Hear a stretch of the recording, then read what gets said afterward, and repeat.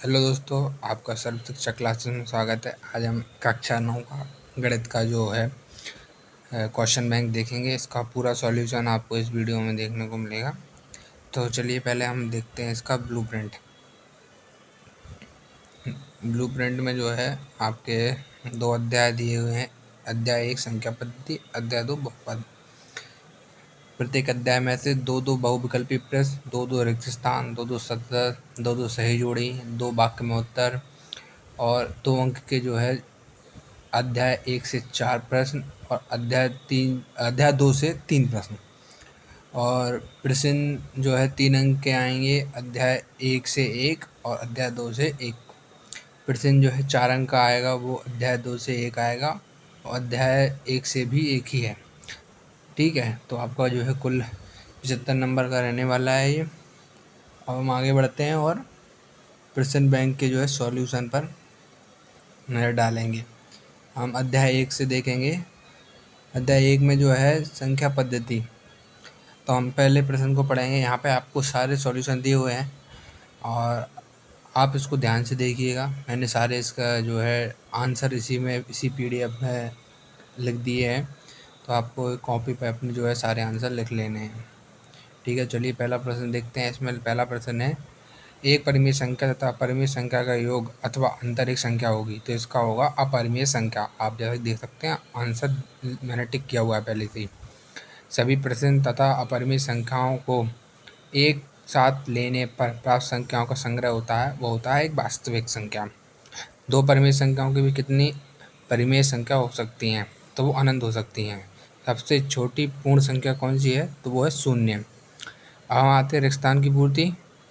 प्रत्येक वास्तविक संख्या के संगत संख्या रेखा पर एक खाली स्थान बिंदु होता है, अद्वितीय बिंदु होता है। ठीक है, हम दूसरा प्रश्न देखेंगे। पाई एक कई संख्या है, अपरिमेय संख्या है।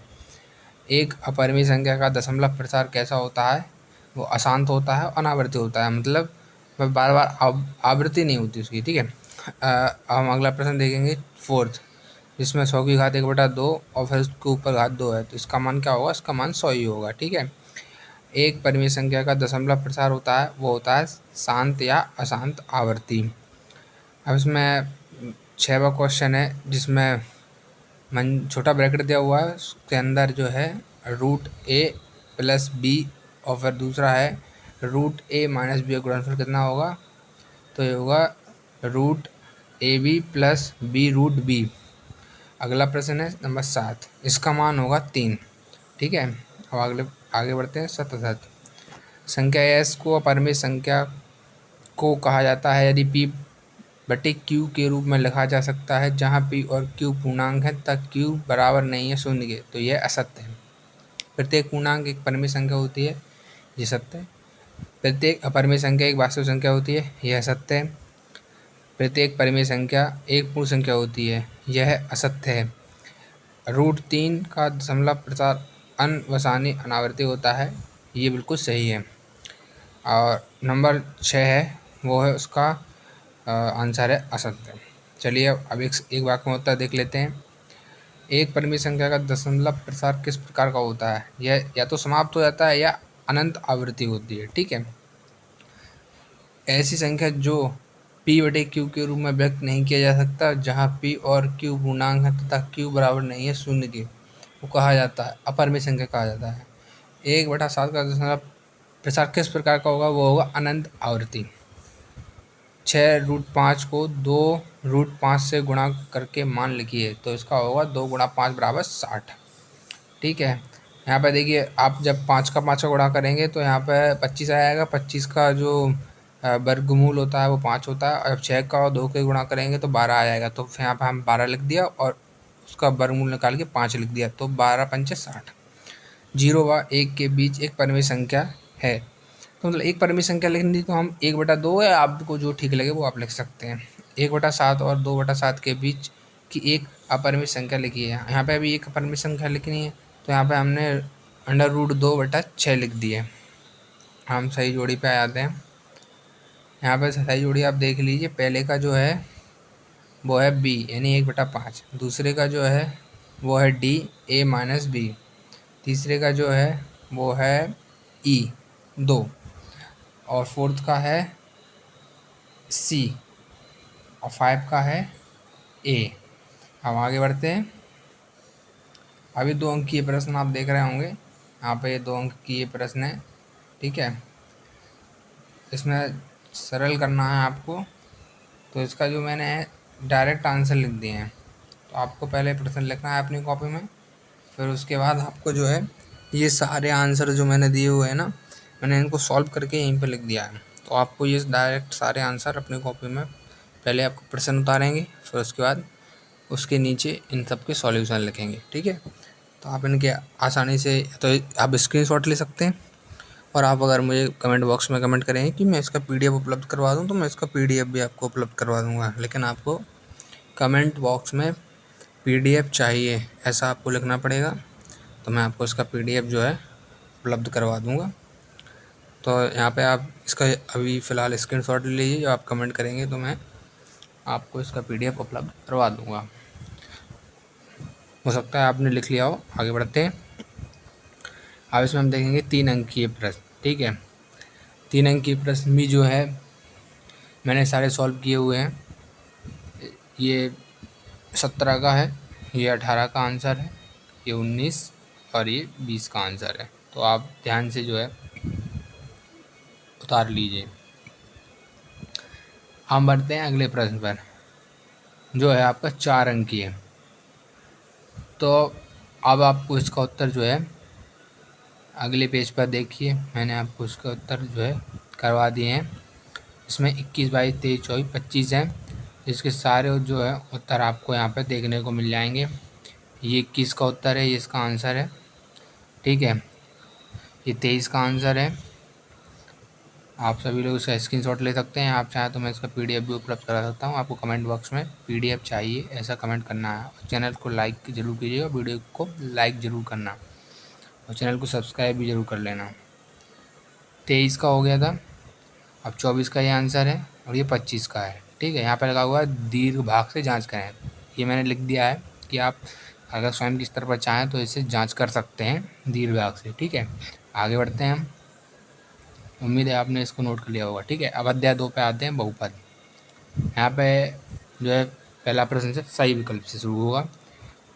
इसमें से हमें देखना है कौन सा बहुपद है, तो इसका आंसर सी है, ठीक है। फिर हमें अगले देखना है कि इसमें जो बहुपद दिया हुआ है इसकी घात है 4, ठीक है। उसके बाद अगला प्रश्न है, इसमें हमें बताना है कि जो बहुपद दिया हुआ है ये p 2√2 के बराबर है। किसके बराबर है, तो 1 के बराबर है, ठीक है। इसमें अगला प्रश्न है, यदि जो p बराबर x+3 है तो px plus p minus x के बराबर है, वो 6 के बराबर है। बहुपद px बराबर 2x प्लस 5 का शून्यक है, वो -5/2 का शून्यक है। x प्लस निम्नलिखित बहुपद का एक गुणनखंड है, तो वह जो है x की घात 3 plus x² plus x plus 1 का जो है एक बहुपद है। इस बहुपद का गुणनखंड है वह एक।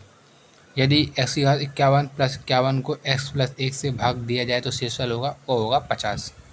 249 की घात 2 माइनस 248 की घात 2 का मान है 497। आप ध्यान से इनको देख लीजिए और टिक कर लीजिएगा, अपने कॉपी में लिख लीजिएगा, या आप टिक करना चाहें तो उसको भी कर सकते हो। आप पीडीएफ चाहें तो प्रोवाइड करवा दूंगा। यदि a प्लस बी प्लस सी बराबर 0 है तो a की घात 3 प्लस बी की घात 3 प्लस सी की घात 3 बराबर है 3 ABC के।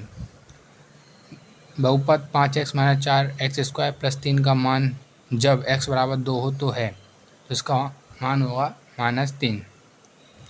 उम्मीद है आपने देख लिए होंगे। आगे बढ़ते हैं दूसरे प्रश्न की ओर। रिक्त स्थान। शून्य अचर पद का जो घात होती है वो सदैव क्या होती है, वो शून्य होती है। ये तो बहुत आसान था। रेखीय बहुपद में चर की अधिकतम घात होती है, ये भी बहुत आसान है, 1 होती है। बहुपद जो है x की घात 3 माइनस x की घात 2 प्लस 1 में x² का गुणांक है, तो वो 3 होगा। ये मैंने सॉल्व करके आपको बता दिए हैं, ये डायरेक्ट आंसर दिए हुए हैं मैंने। इसमें मैंने कुछ सॉल्व किए थे, फिर इसके आंसर निकालें, एकदम करेक्ट आंसर है। बहुपद px बराबर 2x प्लस 5 का शून्यक वो होगा -6/2। 4x शून्य का मान होगा, 4x शून्य का मान 4 ही होगा, क्योंकि जब शून्य होती है तो घात तो वो एक ही हो जाती है, ठीक है। वहाँ पे एक गुणा होगा तो वो एक ही हो जाएगा। बहुपद x² प्लस 11x प्लस 10 का एक गुणनखंड x प्लस 1 है, तो दूसरा गुणनखंड है वो है x प्लस 10। ठीक है, आगे बढ़ते हैं सत। तो इसमें जो है पहला असत्य है, दूसरा असत असत असत असत और लास्ट जो है सत्य है। यानी कि इसमें पहला सत्य है और छठा वाला जो है वो सत्य, बाकी सब असत्य हैं। अब सही जोड़ी पे चलते हैं। पहले का जो है वो डी होगा, दूसरे का सी, तीसरे का जो होगा वो एफ होगा, फोर्थ का होगा आपका ई, फिफ्थ का होगा ए, सिक्स्थ का होगा बी। उम्मीद है आपने नोट कर लिए होंगे। चलिए आगे बढ़ते हैं। आप एक वाक्य में उत्तर देखेंगे। ऐसा बहुपद जिसके सभी गुणांक शून्य हो क्या कहलाता है? वो कहलाता है शून्य बहुपद। ठीक है, ऐसा बहुपद जिसमें केवल एक पद हो क्या कहलाता है? वह एक पद ही कहलाता है। ऐसा बहुपद जिसमें दो पद हो या दो बाल, तो वो दो ही पद ही है। एक घात वाले बहुपद को कहते हैं रैखिक बहुपद कहते हैं। एक बहुपद 2x प्लस 1 का शून्यक, तो इसका होगा -1/2। यदि px बराबर x square minus 5x plus 6 हो तो p2 का मान क्या है? आपको यहाँ पे जो x की जगह है ना, यहाँ पे 2 का मान रख देना है, तो फिर आप इसको सॉल्व कर सकते हैं, तो ये इसका आंसर आ जाएगा। ठीक है, अब हम बढ़ते हैं 2 अंकीय प्रश्न की ओर। ठीक है, अब 2 अंक के जो प्रश्न होंगे ना, वो मैंने सॉल्व किए हुए हैं आगे, और मैं आपको दिखाता हूँ। मैंने इसके एक अच्छे से जो है PDF बना लिया सॉल्व करके। ठीक है, इसमें आपको 7, 8, 9, 10, 11। ठीक है, यहाँ पे पहले आपको 10वां प्रश्न दिखेगा जिसका आंसर ये आएगा। मैंने प्रश्न नहीं लिखे, मैंने डायरेक्ट इसको सॉल्व किया हुआ है। ये 11 का आंसर है।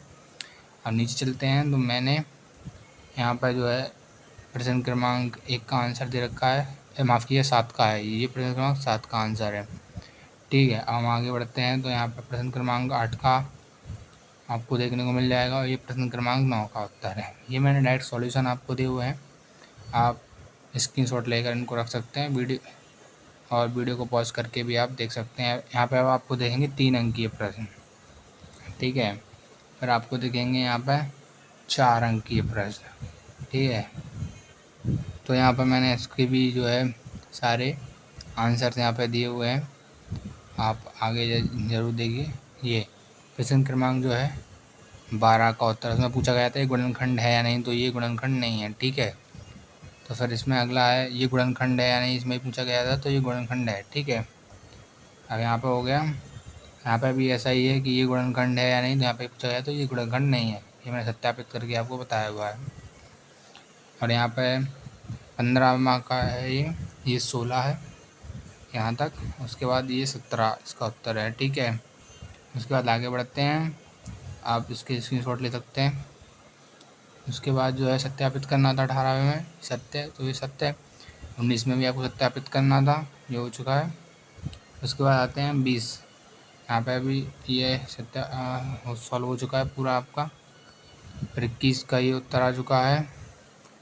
फिर यहाँ पे आप 22 को देखेंगे, 22 का भी जो है यहाँ तक है ये। और फिर ये 23। आपको ये सारे उत्तर जो है अपनी कॉपी में लिख लेने हैं, और इसका जो है PDF अगर आप चाहें तो मैं आपको उपलब्ध करवा सकता हूँ। तो आप इसका जो है PDF चाहते हैं तो आपको कमेंट बॉक्स में लिखना होगा कि PDF चाहिए। चैनल को सब्सक्राइब, वीडियो को लाइक और शेयर ज़रूर करें, और आपके जो है कमेंट बिल्कुल होने चाहिए। वीडियो कैसी लगी आपको, और क्या आप इम्प्रूवमेंट चाहते हैं वो भी आप ज़रूर बताएं। आपके जो है कमेंट के लिए मैं आभारी रहूँगा, तो कृपया करके कमेंट ज़रूर करें। बहुत बहुत धन्यवाद।